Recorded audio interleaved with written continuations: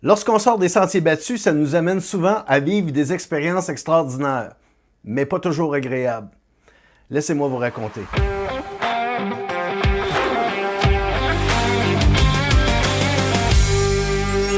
Là, ça fait à peu près 9 ans de ça, j'ai décidé pendant l'hiver de prendre une pause de saison pour aller faire du snowboard à Bromont.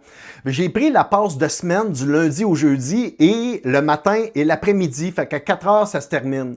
J'y ai été peut-être une dizaine de fois pendant l'hiver. Puis à un moment donné, j'en parlais autour de moi, que je m'en allais là, peut-être le lendemain matin, là, à quelqu'un. Puis il me dit « Hey man, je peux-tu y aller avec toi? » Lui, le gars en question, il faisait du mini-ski. Fait qu'il s'était acheté des skis d'à peu près 2 pieds de long, là. Puis là, il pouvait aller partout avec ça, puis il était bon, il avait un bon contrôle, mais il n'y avait pas de bâton, fait qu'il était drôle à voir aller un peu partout sur la piste. Mais parce qu'il y avait ces skis-là, lui, ça devenait hyper intéressant d'aller dans le sous-bois, où est-ce que là, tu fais le tour des arbres, parce qu'il y avait vraiment un bon contrôle avec ses petits skis.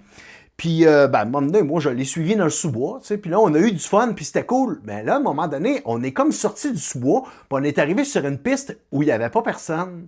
Fait que là, au début, tu sais, c'est bien beau, là, de voir la nature vierge, là, mais rapidement, on a réalisé qu'on avait comme fait une bévue, parce que quand on est arrivé en bas, il y a un gars qui nous a accueillis, qui était sur un skidoo, puis il nous criait après. Fait que là, déjà, tu sais, tu restes bête, là. Nous autres, on s'attend à rien, là. Fait que là, le gars, il commence à nous expliquer qu'on n'a pas d'affaire là, parce que la piste est fermée depuis 15 minutes. OK? Fait que là, moi, tout ce que je suis en train de vous dire là, c'est la première fois de ma vie que je vis ça, mais que je pense que cette situation-là peut exister, là. Puis lui, il a essayé de nous expliquer que nous autres, là, on n'avait pas d'affaire à être là, parce que il y a 15 minutes, il y a quelqu'un qui a posé une gate en haut de la piste pour la fermer. La condamner, laisser 15 minutes de temps aux gens qui étaient sur la piste à descendre en bas, prendre le chairlift pour en remonter en haut, pour que lui, il ferme tout, puis qu'il parte parce que son chiffre est fini. Mais, tu sais, le gars, il y a un bon taux de testostérone dans le système, là, qui fait que là, à un moment donné, les fils se touchent rapidement, là, parce que là, tu sais, peu importe t'es qui dans la vie, t'aimes pas ça te faire parler de même, mais là, moi, j'étais un gars, puis je suis pas un gars violent dans la vie, mais moi, tu me parles pas sur ce ton-là, là. Fait que là, moi, tu sais, c'est le genre de personnes qui parlent de même, puis que souvent, le monde, ils vont genre figer, là. Mais moi, je suis pas ce genre-là. Moi, je suis plus le genre à trouspéter sur le même ton, puis t'aimeras pas ça. Fait que là, rapidement, on réalise, garde, on va pas rentrer là-dedans, on recule de 2 pas, là, puis tout de suite, on commence à penser à, c'est quoi la solution qui s'offre à nous, là? Qu'est-ce qu'on fait? Tu sais, j'essaie de voir des options, là. Puis là, j'explique, il est gros ton skidoo. On est juste 2. Pourquoi que tu nous laisses pas embarquer en arrière puis tu nous amènes au clubhouse puis that's it, là? Non, il n'y en a pas question. Puis le gars, il a vraiment une attitude. Fait que là, je dis, garde, là, on va choisir nos batailles. Je prends 2 pas de recul. La discussion se termine là. Il me semble qu'il continuait à parler, mais là, je ne l'écoutais plus. C'était fini. Moi, j'étais déjà rentré en mode, qu'est-ce qu'on fait? Parce que là, il y a 2 options. On remonte la piste ou on trouve une autre option. Fait que là, la piste était vraiment trop à pic, là. Fait que là, on s'est dit non, c'est sûr que c'est pas ça. L'autre option que je me demandais, c'était est-ce qu'on rentre dans le sous-bois puis on monte par le bois, tu sais? Puis là, tout à coup, je me suis dit, hey, lui, il vient de partir par une belle petite trail, là, avec son skidoo, là. Puis elle est large, la trail, là, c'est pas une petite affaire grosse à même, là. Pourquoi qu'on part pas par là? Fait que là, on part par là, puis rapidement, on arrive à une route, puis la route, elle s'en va juste à une place, puis c'est le clubhouse. Fait que là, on se dit, regarde, on va faire ça, là. Puis c'était pas tellement long, là. On a peut-être marché là, 1,5 km, puis la moitié du temps, c'était en pente. Fait que là, on embarquait sur nos affaires, puis on se laissait glisser sur le bord de la route. Fait que finalement, c'est juste une avarie un peu drôle, là. Puis, tu sais, on en a rejasé après une couple de fois, puis that's it, that's all. Mais l'être humain n'apprend pas toujours de ses erreurs. Fait que là, il y a 3 semaines plus tard, je retourne à Bromont. Hein. Puis à un moment donné, j'arrive dans le chairlift, puis je rencontre un gars qui est tout seul. Lui, il fait la même affaire que moi. Il fait du snowboard aussi, puis il y a une passe d'après-midi. Fait que là, on commence à jaser. Puis là, il me dit, hey, t'as-tu vu telle piste? C'est cool. Puis moi, je dis, hey, t'as-tu vu telle? Puis... Fait que là, on décide d'en faire ensemble. On se fait une coupe de descente. Là. Lui, quand il est dans le chairlift, une affaire que je note tout de suite, c'est qu'il vapote. Puis il vapote sous un joli temps. Fait que, tu sais, en partant, je dis que c'est quand même drôle, hein. Tu s'en viens faire du plein air, puis du cardio, puis toute la kit, puis en même temps, pour que tu te remplis les poumons de boucan. Fait que c'est ça. Fait que là, à un moment donné, il me dit, ah, il y a un spot, faut que tu vois ça, man. C'est un sous-bois, c'est malade, tu vas voir, c'est super bien fait, puis c'était effectivement bien fait, là. Dans ce sous-bois-là, c'était comme un skatepark un peu, là, mais pour faire du snowboard. Fait qu'il y avait une place, il y avait un rond-point. T'arrivais, là, dans le milieu de la pente, puis ça faisait un rond-point de même, puis après ça, tu pouvais continuer à descendre. Fait que c'est le fun, fait qu'on s'en va là. Puis là, on atterrit sur une piste Puis là, il y a 2-3 personnes. Là. Fait que là, on descend la piste en bas. Ben, on arrive dans la même situation. Mais encore pire, parce que là, il n'y en a pas de gars sur un skidoo, il est déjà parti. Puis les 3, 4, 5 autres qui étaient là, ils se sont fait pogner pareil comme nous autres. Eux autres étaient en ski, là, mais tu sais, c'est ça. On n'avait pas d'affaire à être là, la piste était fermée.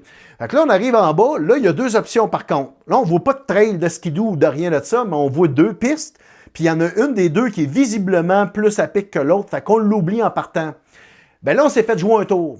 Parce qu'il y avait une illusion d'optique dans la piste qu'on a choisie. Je vais vous expliquer pourquoi dans un instant. Là. Mais quand on a décidé, nous autres, là, de partir, là, on n'a pas pris 10 minutes pour y penser. On s'est retourné, bon, ben c'est la situation, fait que that's it.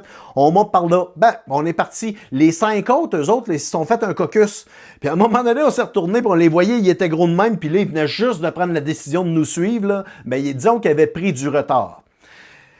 L'illusion d'optique de la piste, c'est qu'elle était faite comme la côte des 3 sœurs dans le bout de Stornoway. Pour tout le monde qui vient de Mégantic, vous savez ce que je veux dire. Là. Bon, ben là, c'est ça, c'est une côte sur un chemin de campagne, là, où est-ce que là, une route, là, ça monte un peu à pic, mais là, après ça, là, c'est plate pendant un bout, puis après ça, ça remonte, puis après ça, c'est plate, puis après ça, ça remonte. La piste était faite comme ça. Mais parce que tout est blanc, ça paraissait pas du moment où on était là. Elle avait de l'air courte, elle l'était pas. Ça nous a pris un bout à monter cette patente-là. Mais plus que ça, c'est que dans tous les bouts où est-ce que ça devenait à pic, là, plus tu arrivais vers le haut, plus c'était à pic, puis plus c'était glacé. Parce que là, quand c'est à pic, on le sait, le monde est break, hein? Fait que là, ça devient sur de la glace. Mais nous autres, on n'a pas des bottes de ski avec des bouts durs. Pic, pic, pic, que tu peux rentrer dans la glace. On a des bottes de snow. Fait que là, le bout est rond, tout est en caoutchouc, puis en Suède, là. Fait que là ça grippe pas en tout. Enfin, on n'arrête pas de glisser. À un moment donné, là, je vous jure, au début, on montait, là, on avait le snow sur un épaule ou en dessous du bras, là, puis on montait sur un joli temps. Là, à un moment donné, là, ça montait plus. Fait que là, on pognait les lames sur le bord du snow pour s'agripper dans la glace, puis se monter. Mais là, moi, je suis dans une période de temps là, où je venais juste de vendre mon gym. Là. Moi, j'étais top shape à ce moment-là. Je faisais du CrossFit 6 fois par semaine. Mais le gars, lui, non. Puis en plus, il fume.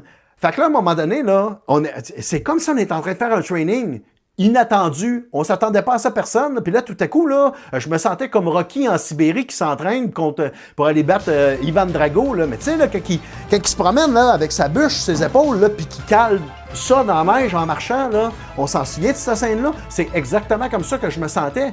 Puis là, j'étais à bout de souffle, puis là, je me sentais comme dans la zone, là, comme quand tu t'entraînes bien solidement, puis là, je pensais à lui. J'étais là, mais ce gars-là, il est pas en forme de même, lui, il va capoter. Fait qu'effectivement, que je me retournais, le gap s'agrandissait entre les deux. Fait que toutes les fois que j'arrivais sur le top d'une butte, je l'attendais pendant un petit bout pour essayer de, tu sais, être là, tu sais, faire au moins, on était un team, là. Puis après ça, je repognais un gap, puis j'essayais de le regagner d'une autre manière. Sauf que là, c'est parce que là, on approchait de la tombée de la nuit. Fait qu'il nous reste un bout, puis comme l'illusion était bien faite, on ne savait pas jamais, il nous reste 15 minutes ou il nous reste 1h30. Là. Fait que finalement, là, je peux juste vous dire, là, à un moment donné, là, on ne pouvait plus marcher dans le milieu. On était tout le temps sur le côté parce que c'était la seule place où il y avait assez de neige qu'on puisse s'agripper un peu. Mais il y avait un ravin à côté, fait qu'à tout bout de champ, pouf, il y a des motons de neige qui se défaisaient tout en même temps. On se mettait à glisser, là, on perdait, en tout cas.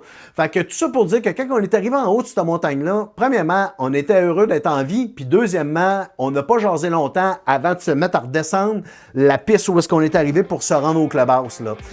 Aventure, mais qui fait une histoire intéressante à raconter aujourd'hui. Ça me fait plaisir de vous avoir partagé ça.